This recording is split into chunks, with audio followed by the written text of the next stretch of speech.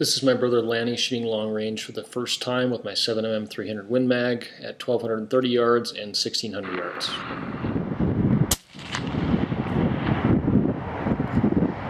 Hit it just high and right. It's landing at 1,235 yards.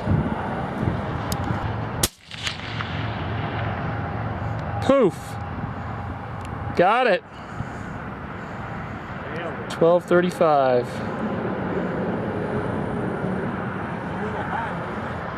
Nope. Shooting bench, you probably. Poof. Dead center. It's about 1580. Lanny's first try shooting at that distance. Dead center, did you see it? Yeah. You can actually see the mark, if I'm not mistaken.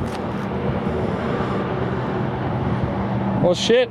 Need to get you at a mile now, you know? This is too easy. I know when. So we were doping 46 minutes of angle. I didn't make the changes for the suppressor on here, so it's actually 45 minutes of angle was the dope, and then an additional minute just for the suppressor. And then wind, figured we had about a 10-mile-an-hour wind. We doped 7.5 minutes left of wind, and we're hitting dead center at 1580, something like that. So, tons of fun.